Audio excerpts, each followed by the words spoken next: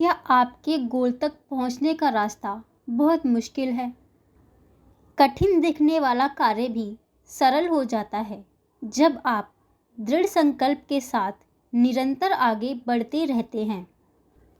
अक्सर संसार का हर बड़ा आदमी छोटे छोटे कामों में दृढ़ संकल्प के द्वारा महान बन गया। आप कुछ ऐतिहासिक घटनाओं का अवलोकन कर सकते हैं। एक स्थान पर फंसी छोटी सी मछली को देखकर कुवियर ने जो अनुसंधान किया, उसके कारण वह संसार का विश्व प्रसिद्ध प्रकृति इतिहासवेत्ता बना। मकड़ी के जाले को देखकर ही कैप्टन ब्राउन को झूलते हुए पुल की योजना दिमाग में आई। एक ऐनकसाज के बेटे टूटी फूटी 2-3 ऐनकों के शीशों को आगे पीछे रखकर कुछ देखने का प्रयास कर रहे थे। इसी से टेलीस्कोप का जन्म हुआ। हेगर्त नामक महान चित्रकार सड़क पर चलते हुए विभिन्न व्यक्तियों के चेहरे देखकर अपनी उंगलियों के नाखूनों पर उनके चित्र बना लिया करते थे। वस्तुतः जो व्यक्ति महान है उसके लिए कोई भी वस्तु तुच्छ नहीं होती। गुडईयर नामक रबड़ निर्माता ने रबड़ के घोल को बर्तन में डालकर गर्म करने के लिए रखा, परंतु वह अन्य कामों के कारण उसे भूल गया। अचानक जब उसकी नज़र उस पर पड़ी तो वह भयंकर रूप से लाल हो चुका था। इसी प्रकार टायरों के लिए ऐसे रबड़ का आविष्कार हुआ जिन पर गर्मी का कोई प्रभाव नहीं होता। जहाज पर रहने वाला एक कीड़ा जहाज की पेंदी की लकड़ी को कुतरकर उसमें सुराग बना रहा था। सर ब्रूनेल ने उसे देखकर लंदन में टेम्स नदी के नीचे सुरंग बनाने की योजना बनाई। मिलर ने प्राचीन काल में विनष्ट पशुओं के संबंध में पत्थरों पर बने हुए उनके पद चिन्हों को देखकर जो निर्णय किए, उनके कारण वह अपने समय का सुप्रसिद्ध प्राणीवेत्ता बना। वाल्टर स्कॉट ने एक गडरिये लड़के को देखकर उसे अपने साथ घोड़े पर बिठा लिया। यह लड़का आगे चलकर महान मूर्तिकार बना जिसका नाम जॉर्ज कैम्प था। वह भी वाल्टर की दया को नहीं भूला, इसलिए उनकी मृत्यु पर उसने उनका एडिनबरा में एक स्मारक खड़ा किया।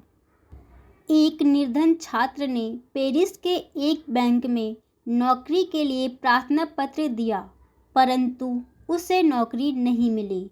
जब वह लौट रहा था तो उसने द्वार के पास पड़ी एक पिन को उठा लिया। बैंक के अध्यक्ष ने यह देखकर उसे नौकरी पर नियुक्त किया। आगे चलकर यही व्यक्ति पेरिस का महानतम बैंकर बना।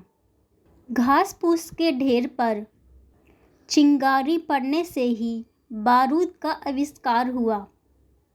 जीवन में कई बार ऐसे क्षण आते हैं कि जब सामान्य जीवन इतिहास की धारा को बदल देते हैं।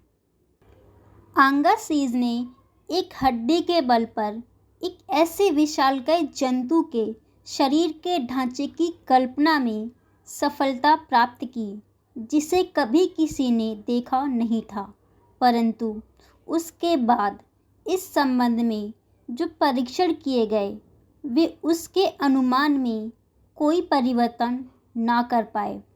इसी प्रकार एक झींगुर के कारण सैनिकों से लदा हुआ एक जहाज दक्षिण अमेरिका जाता हुआ चट्टान से टकराते टकराते बच गया, क्योंकि झींगुर ने धरती की गंध पाकर चीखना शुरू कर दिया था।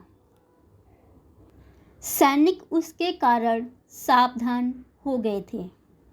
एक छोटे से चूहे द्वारा लंबे चौड़े बांध में सुराख कर देने के कारण सारा राष्ट्र समाप्त हो सकता था, परंतु हॉलैंड में के एक लड़के ने जब वहाँ से पानी निकलते हुए देखा तो उसने सोचा कि यदि इस सुराख को बंद ना किया गया तो यह थोड़ी देर में बढ़कर भारी हानि कर देगा। उसने उस सुराख में अपना हाथ अड़ा दिया और तब तक वहाँ बैठा रहा जब तक कि लोगों का ध्यान उस पर नहीं गया। हॉलैंड के लोग आज भी बड़ी कृतज्ञतापूर्वक उसका स्मरण करते हैं। इतिहास में ऐसी अनेकों घटनाएं हैं कि छोटी छोटी बातों से बड़े बड़े आविष्कार हुए। एक व्यक्ति ने शराब की खाली बोतल आग में फेंककर रेलगाड़ी के इंजन की रचना का सिद्धांत दर्शाया। एक इटालियन दवा विक्रेता की पत्नी को भोजन में रेंगने वाले कीड़ों की इच्छा रहती थी। इसी बात पर बिजली से चलने वाले टेलीग्राफ का विचार उत्पन्न हुआ। मदाम गालवेनी ने मेढक की कटी हुई टांग की मांसपेशियों में जब सिकुड़न फड़कन देखी तो उसके दिमाग में बिजली की उत्पत्ति की संभावना पैदा हुई, जिसके कारण आज हम बोल और लिखित शब्दों को एक स्थान से दूसरे स्थान तक पहुंचा सकते हैं।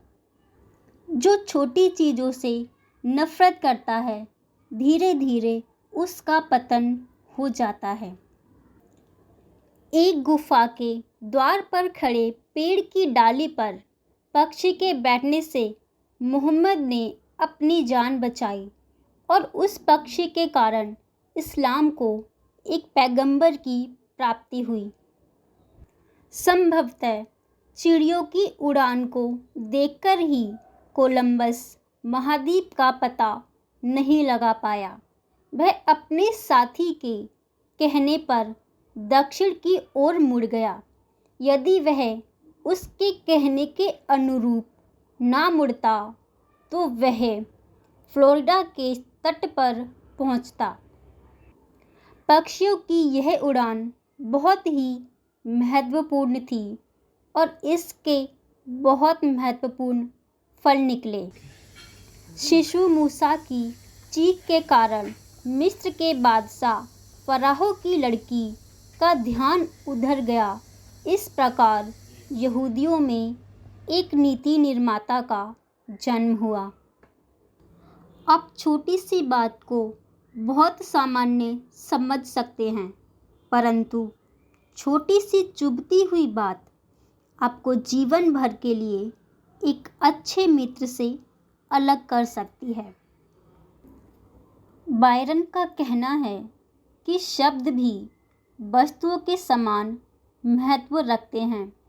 विचारों पर गिरती हुई ओस की बूंद की तरह स्याही का एक कतरा लाखों करोड़ों लोगों को किसी विचार के लिए विवश कर देता है। व्यापार के बहाने भारत में घुसे अंग्रेज धोखे व धूर्तता से यहाँ के भाग्य विधाता शासक बन बैठे। यहाँ की खेती, शिक्षा, रोजगार, व्यापार, संस्कृति व आपसी भाईचारे को ही नहीं चौपट किया, बल्कि उनके अत्याचारों व दमन का विरोध करने वाले अनगिनत देशभक्तों को कड़ी यातनाएं दी और उन्हें निर्ममतापूर्वक फांसी पर लटका दिया। परंतु भारत माता इसने अनेकों अनेक महानायकों, शूरवीरों, संतों व अमर सपूतों को जन्म दिया, जिन्होंने अपनी अनूठी शक्ति से दुनिया को दिखा दिया कि वीरता, साहस, त्याग और देशभक्ति क्या होती है। सुभाष चंद्र बोस, भगत सिंह, चंद्रशेखर आज़ाद जैसे अनेक अमर सपूत अपने देश की आन पर मर मिटे। समूचा देश महात्मा गांधी के नेतृत्व में स्वतंत्रता की लड़ाई में भावनात्मक रूप से शामिल हो उठा। धूर्त अंग्रेजों का मनोबल बिखर गया और 15 अगस्त 1947 का सूर्योदय आज़ादी का स्वर्णिम प्रभात लेकर आया। आज देश की प्रगति अनेक क्षेत्रों में हो रही है। भारत एक प्रतियोगी युवा शक्ति और तकनीक क्षमता के बल पर विश्व की एक महाशक्ति बनने की ओर अग्रसर है। डायनासोर के बारे में आपने सुना होगा कि पहले धरती पर बड़े बड़े जीव विचरण किया करते थे। आज उनके कंकाल खुदाई में मिलते हैं। वैज्ञानिकों का कहना है कि कोई बहुत बड़ा तारा आकाश से टूटकर धरती पर जलता हुआ आया और उसने धरती पर आग पैदा कर दी। सारा वायुमंडल प्रदूषित हो गया, धुआं ही धुआं हो गया। चारों तरफ कार्बन डाइऑक्साइड ही हो गई और ऑक्सीजन के बिना, प्राणवायु के बिना सारे विशालकाय डायनासोर मर गए। तो यह सिद्धांत समझ में आता है और इस सिद्धांत से हमको ये प्रेरणा लेनी चाहिए कि हम वातावरण को प्रदूषित ना करें। हम ऑक्सीजन लेते हैं और बाहर वायुमंडल में कार्बन डाइऑक्साइड फेंकते हैं। जब वातावरण में कार्बन डाइऑक्साइड अधिक मात्रा में हो जाएगी तो वही पहले वाली सिचुएशन पैदा हो जाएगी। प्रदूषण के कारण हमारा दम घुटने लग जाएगा। पर क्या होता है कि सूरज से जो रोशनी निकलती है वह पेड़ पौधों पर पड़ती है और पेड़ पौधों के अंदर हरा पदार्थ होता है जिसे क्लोरोफिल कहा जाता है। क्लोरोफिल क्या करता है कि कार्बन डाइऑक्साइड को ऑक्सीजन में परिवर्तित कर देता है और उसी स्वच्छ हवा में हम जीते हैं। एक व्यक्ति एक गुफा में गया, वहाँ उसे चांदी के कुछ सिक्के मिले। उसने सोचा चांदी तो वैल्यूएबल होती है और उसने सारे सिक्के उठा लिए। उसके बाद वह दूसरी गुफा में गया और वहाँ उसे सोने के सिक्के मिले। फिर उसने सोचा कि सोना तो चांदी से भी ज़्यादा कीमती है, तो उसने चांदी के सिक्के फेंक दिए और सोने के सिक्के उठा लिए।